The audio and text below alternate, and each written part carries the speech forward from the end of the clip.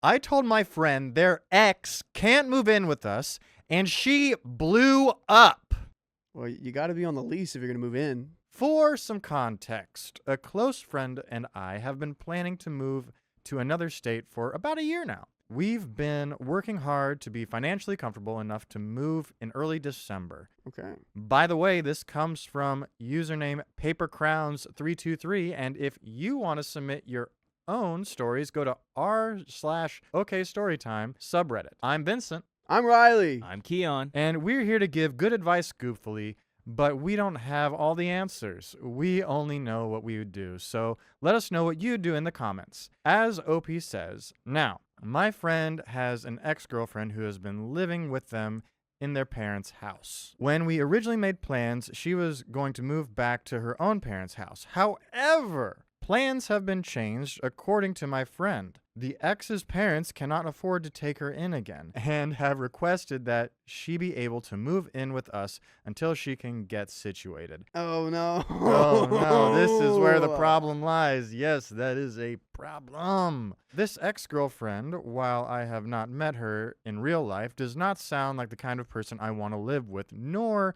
do I want my friend to live with any longer. She does not have a job and has not had a job for the entirety. The ex doesn't have a car and can't drive. Your friend has to drive her everywhere she needs to go.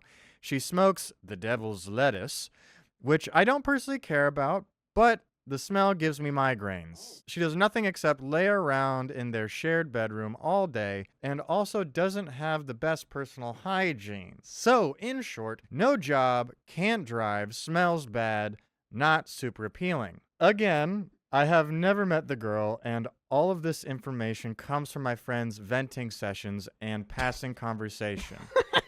The information might be slightly embellished, but the complaints are common enough that they have to come from somewhere, right? I feel bad for opposing the idea because I can see that she is struggling with mental health.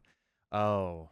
Ooh. Okay. I too have problems with personal hygiene and the like when I'm in a bad place. But as a person who struggles with mental health issues myself, I believe you still have to be responsible for yourself and your actions. Yeah. I agree. You have to own that. That's your responsibility. Yeah, you need to do the work to help yourself out of the hole that you may be in. All right, even if you have to work harder for it. As nice as it would be to lay around all day and have someone else take care of everything for me, it's unrealistic. I also feel bad for my friend who has been financing this lifestyle for who knows how long. What? It's not fair to them to be worried about paying bills for two when half of the equation doesn't contribute at all. Seriously, she's only just now applying for jobs. What is this situation? Yeah, gosh. Oh, boy. I worry that when she moves in with us, it won't be a temporary thing,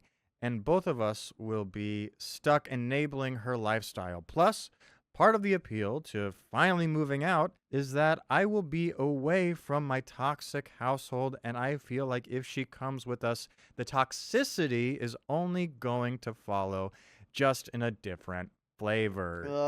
I'm with you on this one. But my friend says that she has no other options and has no one else to stay with. I don't want to be the reason somebody is homeless. Yeah. So, would I be the a-hole if I said she can't move in with us?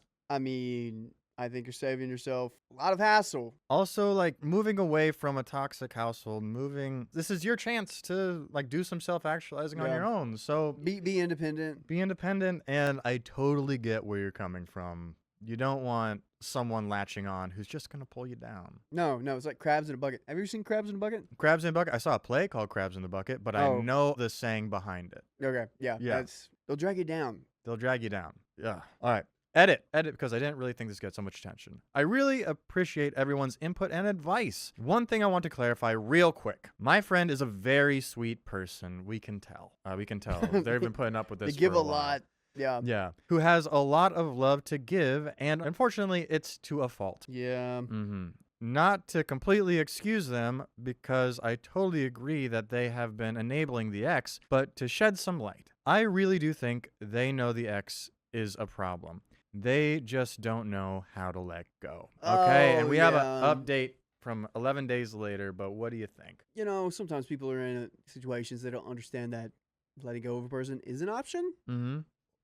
Or sometimes, I was just talking to someone about this today, like someone going through a breakup. If they have like a savior complex as well, Oh, yeah. that like feeling responsible for a person may give them, like if they have a lot of love to give, their caretaker, Mm-hmm. that might be this sort of like self-fulfilling, like this gives me purpose, Yeah. therefore I need to do this. But you're not going to change people. They have to do that on their own. Yeah, agreed. All right, update 11 days later. Oh my gosh. Some people were asking for an update, and now that everything is more or less resolved, okay, I can finally give it. With the advice of the Threads site and some other people in my life, I let my friend know that I would not be living with the ex for any period of time. Oh, good. Way to stand your ground. Yeah, because once you let her in, she's never going to leave. Mm-hmm.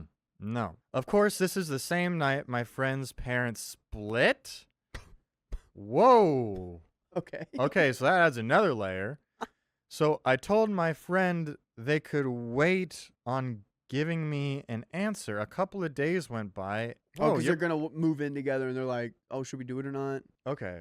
So they're like, you can take a beat. Yeah, take a beat. Your parents are going through a moment. Wow. Golly. I'm sorry for your friend again. They seem like a sweet person. They have all this stuff happening to them. Mm-hmm. A couple of days went by, and the topic wasn't really revisited on its own, so I brought it up like, hey, we're getting really close to our planned move date.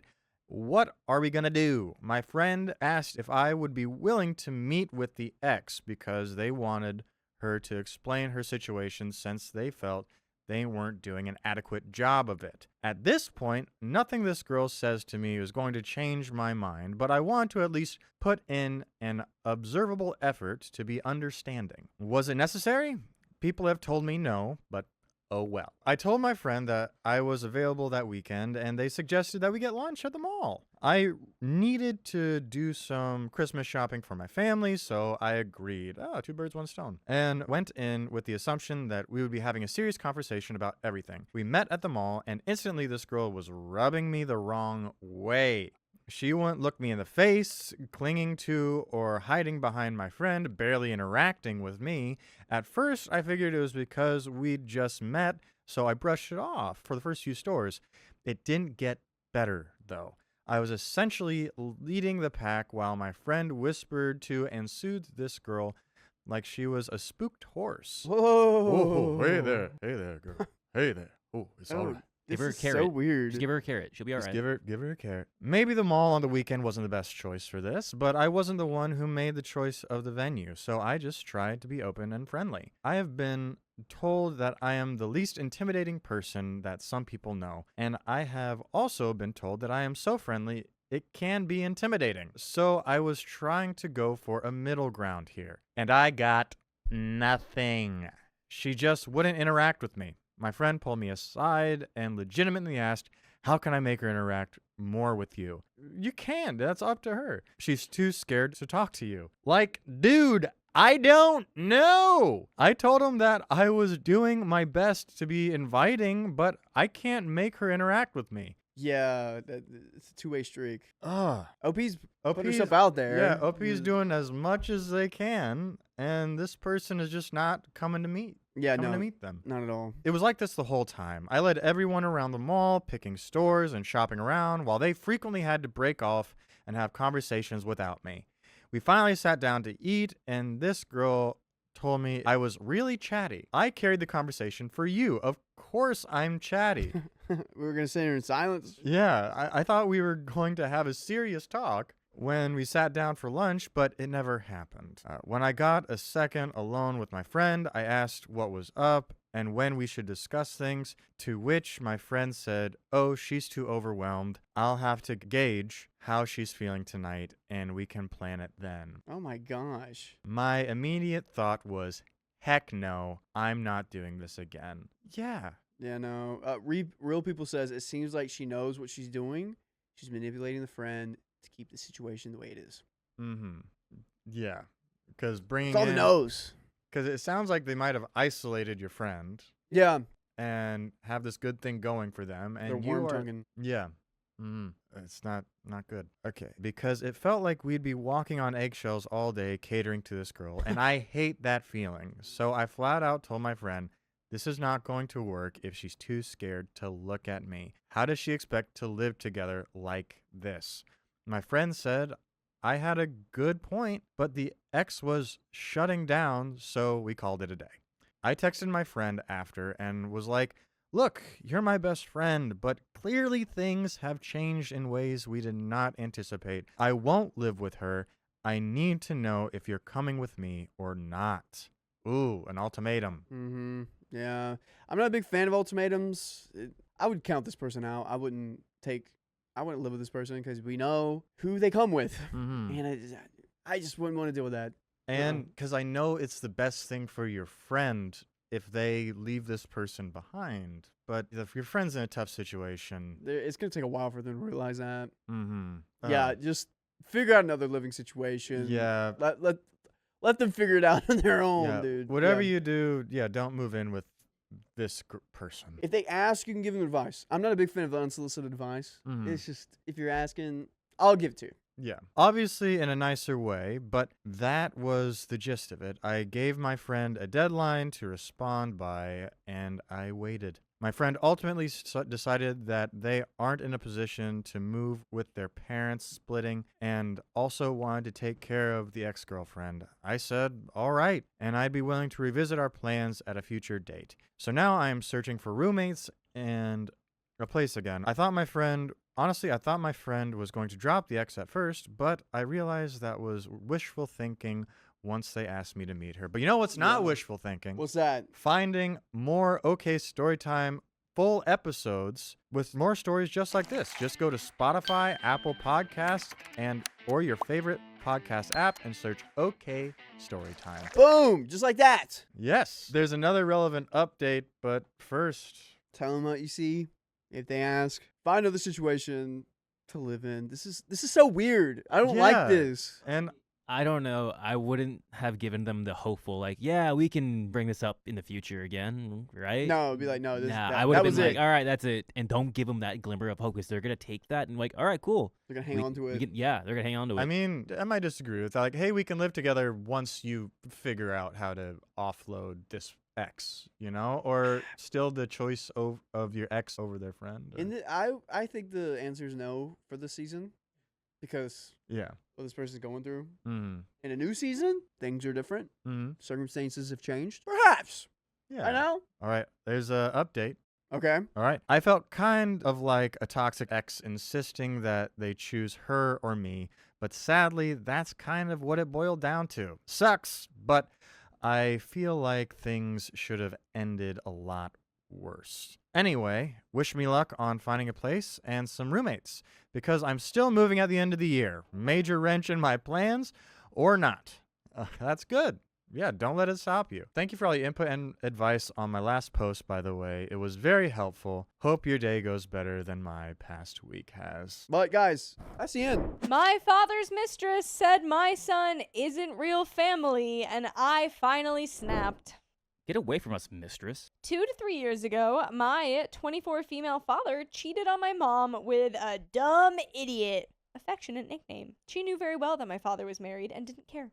My brothers and I have little contact with my father. We would have no contact at all if it were up to us, but unfortunately we see him and his affair partner and girlfriend at family gatherings. By the way, this comes from Deleted, and if you want to submit your own stories, go to the r/OK Storytime subreddit. I'm Carly. I'm Keon. And we're here to give good advice goofily, but we don't have all the answers. We only know what we would do, so let us know what you would do in the comments. And OP says, 1 year ago, I adopted a baby from one of my neighbors. She's a regular user. She's a woman who had over 10 children and gave away half of her children, and others are even in jail for awful things. My grandma usually helps her with food and other things. When she had the baby, she used to leave him at my grandmother's house for days, and I took care of him since he was 1 week old. I'm in the process of adopting my son legally since his mother literally told me that she didn't want him because she's pregnant again. Oh my gosh. It's a really sad and sensitive topic in the family, but we all love my baby. My father's affair partner has a 5-year-old son. Don't worry, I'm totally sure he's not my father's son. The kid has a father. And she's totally jealous that my whole family loves my son. She always makes weird comments about him or brings the topic about his bio mother and doesn't even say I'm his mother. We're all kind with her son because he's just an innocent kid. My baby even plays with him, but she always looks for the opportunity to make a passive-aggressive comment, or she wants to be included with family plans, but my siblings always tell her that she's not invited to anything. Yesterday, we were celebrating my grandmother's birthday, and she started saying she wanted a picture with her youngest grandson, my baby.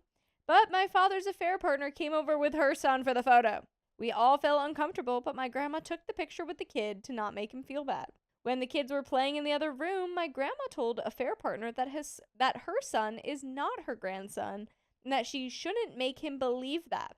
To which the affair partner got defensive, saying that my baby's not a part of the family either, and her son is like a son to my father now, so her son has more rights than my baby. I got mad and told her to shut the F up, that I don't like her. I'm part of the family, so my baby is family too, no matter how hard she tries. She will never be part of the family because in everyone's eyes, she's just my father's witch until he gets bored.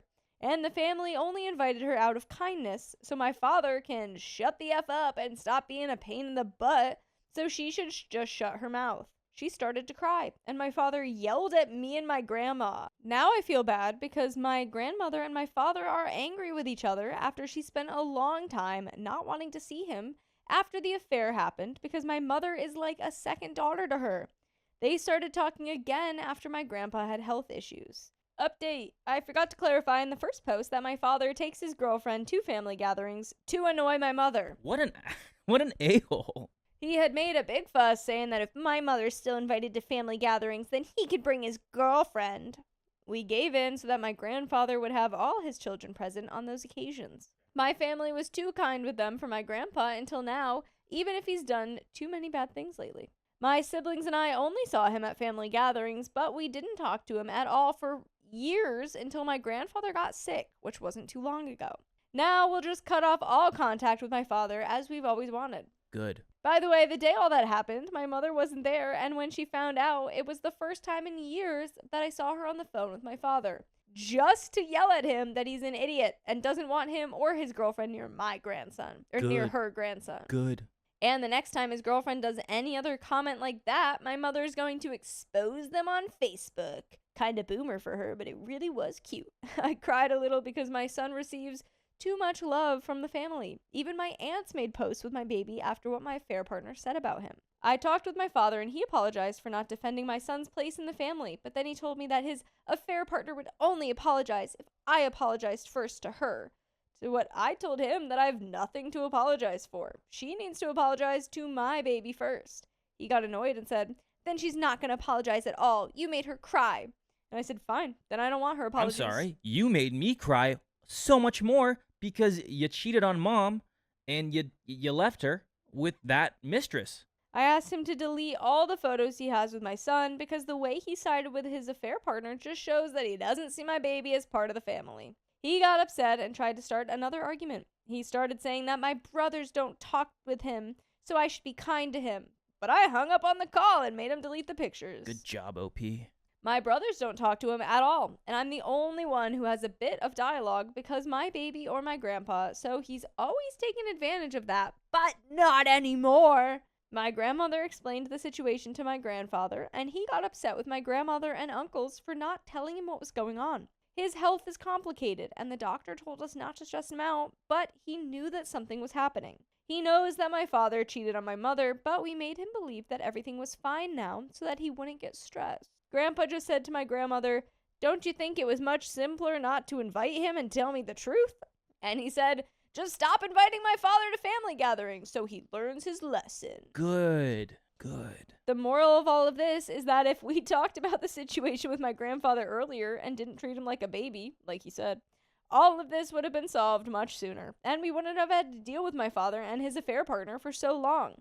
Because even if my grandpa wanted the family together, he didn't think twice before cutting his son again from the family. Grandpa even said he's sleeping through most of those gatherings anyway. True.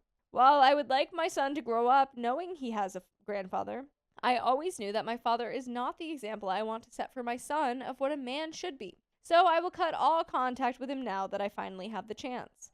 because that's what I wanted to do all this time and couldn't. Right now, my son has a large family that adores him, even his biological middle sister, who often visits him. By the way, in the previous post, a lot of people didn't understand that the main problem was a grown woman fighting and making passive-aggressive comments to a literal baby. She can say my son isn't my son just because he doesn't have blood, but I can't tell her she's a witch. She can be a bad person, but I have to be Mother Teresa. I'm not going to stay silent and respectful when someone attacks me or someone I love. I was always the mature person of the situation, and I let her fight alone. I have a spine, but I also have class and pride to fall into her provocations. I wasn't going to make a tantrum for every stupid comment she made. I just let her bury herself. But we all have a limit, and my limit was that she messed with my baby directly. When people fight, they say hurtful things on purpose. I wasn't going to call her beautiful and read a Twitter thread about empathy and sisterhood to her when I was angry because she was literally saying that my kid isn't part of the family. If she wants to be part of the family, she should shut her mouth and behave like an adult woman. And by the way, you guys can be part of this family by listening to full episodes with stories just like this.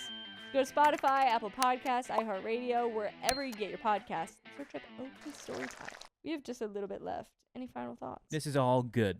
You're finally cutting off the toxic father, toxic affair partner. They're not worth it. It sucks for that kid. Their kid.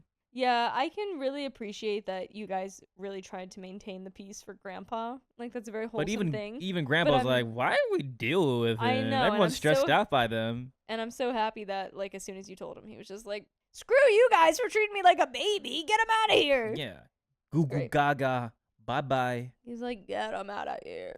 A lot of people identified with my father or with the mistress, so know that there is no sweet ending to something that started rotten, and what you don't pay in life, you pay after passing. My father can be happy with his girlfriend or whoever. They can be a family, but that's his family. Because he's not part of his first family anymore, we don't care. P.S. My grandma didn't talk to my father to tell him he's not invited anymore, but I'd rather not ask about that. My father's affair partner isn't going to bother anymore. She's not the villain of a movie who wants to take my family's non-existent inheritance. She's just a dumb girl. That's the end of that And story. your dad is just a dumb guy. Together they make one big happy dumb family. Yeah, I feel bad for that kid, for theirs, but that is on them truly. Yeah. Especially if they want to be toxic and think they can do whatever they want. Yes. But that's the end of that story.